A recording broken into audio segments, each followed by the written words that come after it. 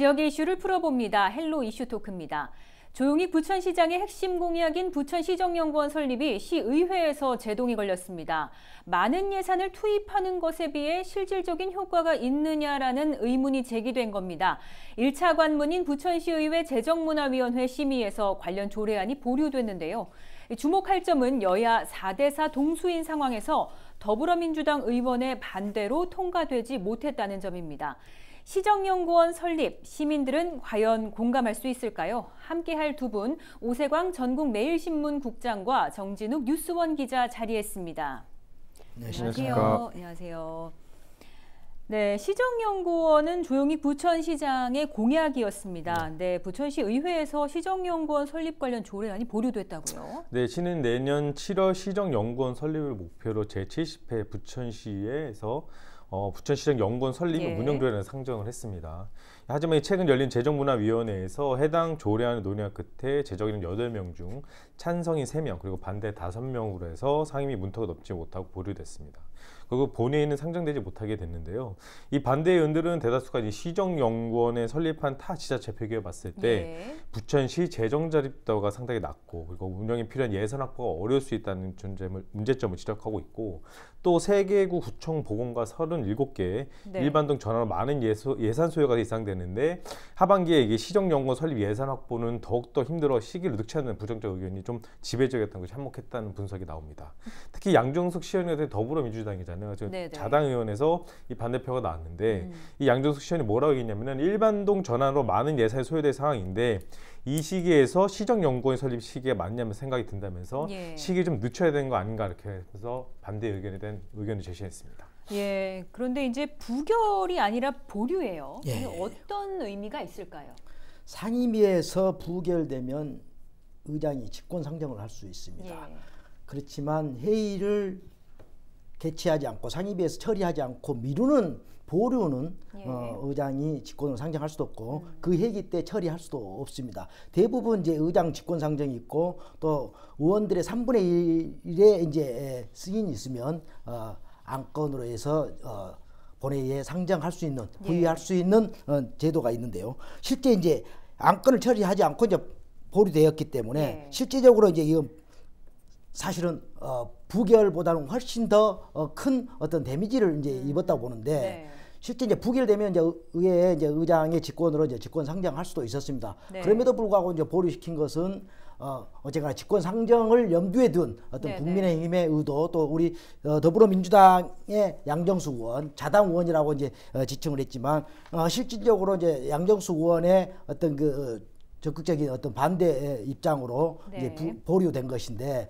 만약에 양정숙 의원이 찬성했다 할지라도 국민의힘이 반대를 했다면 이거는 가부동수로 부결된 상황이었습니다. 부결되었기 때문에 사실은 양정숙 의원이 반대로 이 안건이 통과되지 못했다라는 어떤 그 주장은 사실은 뭐 좀 저는 이제 잘못됐다고 보여지고 있거든요. 양정숙 의원이 반대를 안고 찬성을 했다 할지라도 국민의힘이 전부 이제 반대를 하는 어떤 입장이었기 때문에 충분히 이제 상임위에서 통과되지는 않았을 것이다. 만에 하나 이제 부결됐다면 이제 안건이 이제 본회의에서 이제 민주당이 본회의 안건으로 이제 직권 상정해서 이제 처리할 수도 있었는데 이미 보류됐기 때문에 이제 상정이 안 됐습니다. 실제 이제 부천시에 이제 의장이 직권 상정한 예는 2018년에 한 번 있었습니다. 부천시 이제 폐기물 조례안이 있었는데 당시에도 4차례나 이제 해당 행정복지위원회에서 이제 보류가 된 사건이었는데 그 당시에 이제 4차례 보류되고 의장이 이제 직권으로 이제 상정을 하려고 했다가 또 마치 이제 그 당시에 이제 김관수 의원이 가처분 신청까지 넣었어요. 이거 이제 위원회 회의 규칙에 위반됐다. 직권 상정이 이제 그럼에도 불구하고 최종적으로 이제 직권 상정을 해서 이제 통과된 사례가 있는데 실제 이제 이번 경우는 이제 1차 심사 때 이제 보류가 됐기 때문에 직권 상정은 쉽지 않았을 것이다. 한 번 심사해 가지고 보류된 안건을 무슨 어떤 시급성을 요한다고 해가지고 의장이 직권 상정해서 통과시켜 주기는 사실 더불어민주당에서도 부담으로 작용했을 거로 보여집니다. 그 민주당에서는 예상을 하지 못했던 건가요? 예상을 못한 것만은 사실입니다. 네. 그럼에도 불구하고 양정숙 의원이 혹시 이제 반대할 수도 있다. 그렇기 예. 때문에 양정숙 의원도 설득을 했고 국민의힘 의원들도 이제 설득을 했는데 이미 이제 국민의힘 입장에서는 아까 우리 정준우 기자가 이제 언급했다시피 이런 어떤 그 불합리성을 지적하면서 이제 반대할 것이 분명했기 때문에 예. 국민의힘보다는 어떤 더불어민주당 자당 의원들의 어떤 그 찬성 입장들을 이제 충분히 이제 고려를 검토를 했을 건데 그렇지 못한 부분들 예. 또 이제 김주삼 당대표나 의장이나 시집행부가 그만큼 이제 양정숙 의원을 설득하지 못했고 실질적으로 양정숙 의원이 반대하고 있는 부분에 대해서 이미 이제 알고 있었던 것 같아요. 예. 그럼에도 불구하고 설득하지 못하고 협조를 당부하지 않았던 것은 충분히 이제 비판으로 다가오는 경우라 봅니다. 네. 그 한편으로는 또 소신 발언이라고도 볼 수도 있을 것 같은데 이번 양정숙 의원의 입장 좀 어떻게 보세요? 주장을 보면 소신 발언입니다. 사실은 뭐 부정적인 어떤 그 본인의 주장보다는 또 국민의힘에서 주장 또 일견 모든 분들이 충분히 공통적으로 지적할 수 있는 그런 부분들이 많이 있기 때문에 소신 발언으로 이제 봐야 하는데 그럼에도 불구하고 이제 당론으로 채택된 안건 아니지만 시장의 이제 핵심 이제 정책입니다. 그렇다면 자당 의원이 그렇게 이제 부정적인 입장을 보이는 것은 이제 비판받을 수 충분히 있는 거고요. 실제 이제 일부에서는 이제 양정숙 의원이 이제 계산된 발언이라는 이제 분석도 많이 있습니다. 사실 이제 의회 내에서는 이제 의원들 간에 이제 민주당의 이제 의원들 간의 이제 역학 관계가 상당히 이제 복잡한데 의회 내에서 이제 민주당의 이제 최성훈 의장과 양정숙 의원 간에 또 이문분 재정문화위원장과 양정숙 의원 간에 상당히 이제 그런 어떤 그 불편한 관계 때문에 개인적인 어떤 그 감정이 표출돼서 이 안건에 대해서 이제 부정적인 어떤 표를 던지지 않았느냐라는 어떤 의견들이 많이 있습니다. 이제 실질적으로 이제 막대한 예산이라든가 그동안에 이제 시의 각종 이제 연구 과제들을 이제 공무원들이 이제 수행한 전력들이 있기 때문에 국민의힘에서 이제 주장했다시피 이 부분에 대해서는 신중한 접근이 필요하다. 이제 그럼에도 불구하고 부천시장이 핵심적으로 이제 할 수 있는 부분에 대해서는 또 의회 자당인 더불어민주당이 또 협조할 부분은 있는데 그렇지 못한 부분에 있어서는 사실 양정숙 의원에 대한 어떤 비판이 더욱 많아질 수밖에 없지 않느냐 그렇게 생각하고 있습니다. 네, 다양한 각도에서 좀 짚어주셨는데. 민주당 의원으로서 정치적 부담이 좀 상당히 클 텐데도 이 반대한 이유는 어디에 있다고 보세요? 오늘 녹화일이 7일이잖아요. 7일 오전에 지금 양정숙 의원과 오전에 통화를 했어요. 그래서 이 정치적 의도가 있는 거냐 이렇게 물어보니까 물론 당연히 아니라고 이렇게 밝혔습니다. 정치적 의도 아니고 그리고 국민의힘과 시의원들과 얘기를 해서 결정한 것도 아니다 이렇게 얘기를 했는데요. 일단 본인은 이게 정치적인 의도에서 접근한 것이 아니라 일단은 많은 예산이 들어가는 상황이고 그리고 추경에 보면 공무원 여비도 삭감하고 있고 그리고 의회도 경비를 삭감하고 있는 상황 그리고 어쨌든 이 모든 것들이 경비를 쥐어짜고 있는 상황에서 이 시기에 하는 것은 맞지 않다 이렇게 주장을 했고요. 그리고 예전에 이 시정 자문단 자료를 봤는데 거의 1년에 1억 이상 들어간다고 해요. 근데 여기다 이제 여기도 전문가 그룹인데 필요한 부분은 이 자문단에 의뢰를 하면 된다. 그리고 약 30에서 몇백만 원 줘서 자문해서 필요하면 용역도 주고 있는 상황이 있다고 얘기하면서 이 3년간 용역비를 봤더니 수십억 원이 들어갔다면서 최근 3년간 용역비 예산력을 보면은 2020년에는 30건에서 26.9억이 들어갔고 그리고 2021년에는 26억 그리고 2020년에는 18.8억이 들어갔는데 어쨌든 이 운영비 시정연구원 운영비 자체만 해도 1년에 24억 이 모든 용역을 다 하겠다는 것도 아니다. 그 중에서도 일부는 또 용역도 주는 상황에서 한마디로 이 예산이 상당히 많이 소요되기 때문에 이 부분을 반대한다고 그렇게 얘기를 했고 그 예전에는 시정연구단이 있었는데 공무원 조직을 이뤄졌고 별도 비용 안 들어왔다 이렇게 주장을 하면서 이 부분에서도 상당히 많은 과제를 했었고 그래서 이 시정연구원 좀 시기적으로 빠르다 그리고 이 국가기관도 상당히 많은 연구기관도 있고 또 경기도에서도 필요한 부분은 이제 또 연구원에서 또 자료를 취합할 수 있기 때문에 이런 쪽으로 해서 예산에 어느 정도 절감을 쓴 부분이 있는데 제가 본인이 다시 한번 얘기하지만 정치적 의도는 없다 이렇게 하면서 마무리해서 전화를 끊었었습니다. 알겠습니다. 양정숙 의원은 물론 국민의힘 의원들도 설득이 필요한 상황인데요. 조용희 시장은 현재를 부천 대전환의 시기로 보고 이에 걸맞는 이 시정연구원이 필요하다는 입장을 줄곧 견지해 왔습니다. 부천시가 시정연구원이 필요하다고 보는 이유 좀 더 구체적으로 설명해 주시죠. 시정연구원은 그 전에 이제 100만 이상 대도시에서만 이제 가능했던 건데 이제 그 법이 이제 50만 이상 도시에서 이제 설립이 가능해지면서 경기도에서도 이제 부천시를 비롯해서 안산, 시흥 이제 8곳이 이제 설립을 추진 중에 있습니다. 실제 이제 부천시도 아까 지적했다시피 민선 2기, 3기, 6기, 5기 이 시절에 이제 정책개발연구단과 이제 시정연구단이 있었는데 거기에서 실질적으로 속내 환승 주차장, 신곡 복개천 복원, 문화창의도시 가입 등 부천시의 어떤 그 자랑거리가 될 만한 사업들을 이런 어떤 그 조직에서 이제 추진을 해왔습니다. 당시 이제 이런 어떤 단편적인 용역을 통해서 추진했던 사업들이 성공을 했지만 좀 더 특화되어 있는 연구 인력을 통해서 부천시의 중장기적인 어떤 그 발전 계획 수립과 조사 연구 기능이 필요하기 때문에 시정연구원이 필요하지 않느냐. 그게 이제 부천시의 이제 조영희 시장이 부천의 대전환의 어떤 시기를 맞아서 부천 시정연구원의 어떤 그 필요성을 주장한 걸로 보고 있습니다. 네, 그럼에도 불구하고 국민의힘은 시정연구원의 막대한 예산 투입 대비 이 제 역할을 할 수 있을까 하는 지적을 줄곧 해왔어요. 근데 이 시정연구원 설립이 재정 자립도에 그렇게 큰 영향을 미치나요? 현재 부천시가 재정 자립도가 31.2%예요. 상당히 낮은 수준이죠. 그리고 같은 평택 같은 경우도 인구가 그러니까 부천시는 79만 인구에도 불구하고 재정도 31.2%고 이 평택은 57만 6천 명인데도 재정 자립도가 41.6%예요. 그만큼 시가 상황이 녹록치 않은 상황인데 특히 이 교부금 같은 것도 보면은 상당히 지금 나라에서 지금 많이 허리띠를 졸라매고 있는 상황이지 않습니까?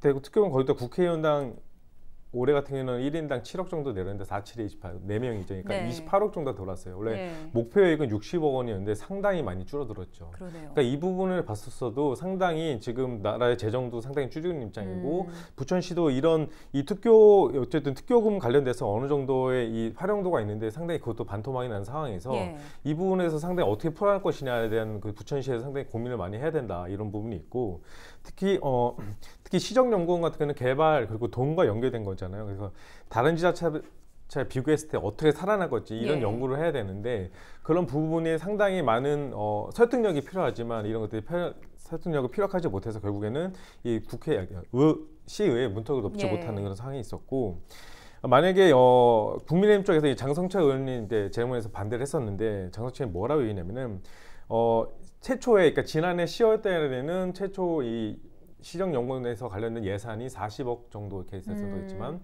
그때 당시 인구가 인원이 한 24명 정도 이렇게 편성을 했다고 해요. 근데 이번에 올라온 것은 24억, 그러니까 12명, 그러니까 반으로 줄였죠. 하지만 다른 지자체의 연구 용역을 보면 거의 30명이 넘고 이렇게 많은 인수가 있는데 또 인수가 또 줄인 거지 않습니까? 그러면 그 많은 적은 인원으로 아까 양수석 의원이 얘기한 것처럼 적은 인원으로 또 본인들이 소화하지 못하는 또 다시 용역을 줄 수밖에 없는 상황. 그러니까 이중으로 돈이 나갈 수밖에 없는 상황이고 이 시정연구원을 다시 한번 만들게 된다면 어쨌든 계속 유지를 해야 되는데 만약에 24억 1년에 24억씩 하면은 10년만 해도 240억 원이 들어가요. 그럼 그 많은 효과가 있는 것이냐? 그 인구 50만이 넘으면 시정연구원을 만들 수 있는 그런 정도의 규정은 되지만 이것이 지금 효과가 있는지 이 부분에서 상당히 퀘스천 마크를 붙이고 있는 거죠. 그래서 이 국민의힘 쪽에서도 이 부분에서 좀 시기상조다 이렇게 얘기하면서 좀 더 두고 보고 좀 더 촘촘하게 들어봐야 된다 이렇게 보고 있습니다. 네, 시정연구원 실효성에 대해서 지금 계속 이야기를 하고 있는데 그렇다면 국민의힘은 이게 과연 재정적인 이유가 아니라면 이 설립 취지 자체는 동의를 하는 건가요? 일단은 준비는 좀 덜 돼 있고 그리고 광역동도 추진하고 있는데 과연 이걸 추진할 이유가 있느냐 이런 퀘스천 마크 보고 있고 아까 말씀하셨듯이 50만 이상은 할 수 있지만 또 내 사람 끼워넣기 될 수 있는 거 아니냐 또 이렇게 우려하는 목소리도 있고 하여튼 이 철저한 준비를 해야 되는데 이 지금 현재 조영희 시장이 와서 상동, 오정, 군부대, 대장동, 신도시에 대한 종합 역세권 사업도 많은 사업이 있는데 이런 부분 용역도 일부 중단한 것이 있어서 이 개발 사업 목적도 굳이 시정연구까지 밀어붙여서 행정력을 날릴 필요가 있느냐 이렇게 주장을 하고 있고요. 어쨌든 시정연구원 예산이 올해 한 해 24억 그리고 최초에는 한 30억 정도 드는데 너무 막대한 예산이 들어서 들기 때문에 이 부분은 좀 더 시기적으로 봐야 되고 장기적 관점에서 봐야 된다 이렇게 얘기했습니다. 네. 국민의힘도 반대하고 있지만 양정숙 의원 역시 반대하고 있는데요. 그 이유 가운데 하나가 이 사업비보다 인건비가 너무 높다. 또 부천시에 대해서는 누구보다 이 공무원들이 더 전문가가 아니냐. 이 자원을 활용하는 게 더 낫지 않냐는 입장인데 이게 설득력이 있어 보이는데요. 사실은 뭐 어떤 조직을 만든다거나 사업을 시행함에 있어서 이제 예산이 이제 수반될 수밖에 없지 않습니까? 그렇다면 이제 시의회 입장에서는 그 예산의 적절성을 실질적으로 논의하고 타당성, 그 사업에 대한 타당성, 예산 규모에 비해서 어떤 효과의 어떤 비례 이런 부분들을 충분히 이제 검토해서 또 모든 안건들을 처리할 수밖에 없는데 이제 이 부분 맞습니다. 이제 예산이 많이 들어간 것만은 사실인데 당초에 설립 초기에 인력이 12명에서 이제 2029년 5년 차 정도에는 이제 24명으로 이제 아마 픽스가 이제 될 것 같은데 그렇다고 보면 인건비의 부담이 너무 많습니다. 사실 이제 대부분 이제 연구 인력이기 때문에 인건비 부담이 1년에 이제 24억에서 25억 정도 이제 소요된다고 하고 있습니다. 우리 박혜숙 의원이 주장했다시피 그 부분 인건비의 부담이 너무 많고 사업비로는 5억 정도밖에 안 된다. 5억 정도의 어떤 사업비를 가지고 어떤 정책을 개발하고 어떤 사업을 할 것이냐라는 이제 의문을 제기한 것만은 사실인데 그럼에도 불구하고 공무원들이 하고 있는 어떤 사업이라든가 이런 것들은 단편적인 것일 수밖에 없는데 실질적으로 시정연구원의 어떤 그 박사급 연구원들이 하는 것은 정말 이제 그 조직을 어떻게 또 그 사업을 어떻게 정책적인 어떤 비전을 제시할 것인가 더 효율적으로 특화된 어떤 사업들을 논의할 수 있기 때문에 충분히 어떤 그 예산 대비해서 실효성이 충분히 있다라고 보여지고 있습니다. 네, 그 24명에서 30명 안팎의 연구원 인력을 준비하고 있는 걸로 아는데 이 인력으로 좀 연구원의 기능을 또 할 수 있냐 이런 문제도 좀 고민이 되거든요. 어떻게 보십니까? 충분히 저는 가능하다고 보여집니다.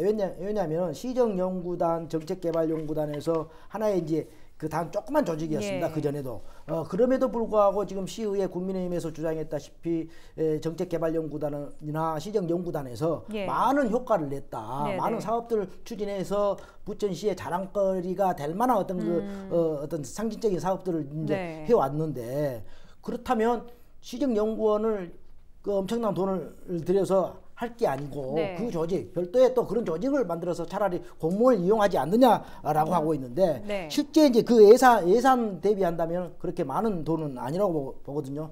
만에 하나 이제 실효성을 얼마큼 거둘 것이냐의 문제는 충분히 이제 의문의 이제 여지가 되고 있습니다. 이제 그 부분에 대해서는 충분히 이제 검토하고 신중하게 접근해야 될 필요가 있지 않느냐 그런 생각을 하고 있습니다. 네, 끝으로 이제 양당의 타협 여지가 있는지 이런 부분도 좀 궁금한데 민주당에서는 다음 9월 회기에 이제 조례안 통과를 아무래도 제시도를 할 텐데요. 좀 어떻게 보십니까? 낙관적일까요? 이미 상정을 이미 보류가 됐기 때문에 그 재정문화위원회에서 그 안건을 끄집어내서 심사를 하게 될 겁니다. 심사를 하게 되는데 모든 키는 이제 우리 양정숙 의원이 갖고 있다고 보여지는데. 양정숙 의원이 설령 찬성한다 할지라도 국민의힘이 지금 4명에서 다 반대를 하고 있습니다. 여야 동수예요. 그건 이제 부결됩니다. 부결됐을 경우에 그거를 보류하지 않고 끄집어내서 심사해서 안건으로 이제 최종적으로 표결에 붙여가지고 부결된다면 또 아까 이야기했다시피 직권상정의 가능성도 있지만 그렇지 않고 보류가 된다면 또다시 다음 회기로 이제 넘어갈 수밖에 없지 않습니까? 그래서 어쨌거나 이제 9월 회기에 상정되는데 그 기간 동안에 양정숙 의원을 상대로 시 집행부나 민주당 측에서 충분히 설득을 하고 뭔가 협조를 당부하지 않겠냐 그런 어떤 해석을 하고 있습니다. 알겠습니다. 그렇다면 이 국민의힘과의 타협점, 이 타협이 가능할까요? 어떻게 보십니까? 국민의힘에서는 이제 김건 시의원과 통화를 했는데 조건부를 할 것은 아니다. 그리고 민주당에서 반대하는 의원이 있고 그리고 시정연구는 자당이 반대하는 것은 문제점이 있다는 거 아니냐 하면서 조건은 없다 이렇게 해서 반대 의견을 펼쳤고요. 그리고 아까 얘기했던 대로 그 용역비가 상당히 많이 들어가지 않습니까? 그래서 그런 시에서는 이런 얘기를 하고 있어요. 단발성 외부 연구 용역 결과물이 해당 지자체의 시점과 맞지 않을 경우 제대로 활용되지 못한 경우도 있다. 그렇기 때문에 이런 용역에 대해서 좀 불필요한 거 제한해서 연구를 만드는 거다 이렇게 하고 있는데 이런 부분이 언제든 운영이 미같아요. 그래서 행정집행부에서 정확하게 만들 것이 계획이 됐다면 그런 감시 기능도 확실히 해야 된다고 봅니다. 네, 알겠습니다. 오늘 말씀 잘 들었습니다. 헬로 이슈 토크 오늘 순서는 여기까지입니다.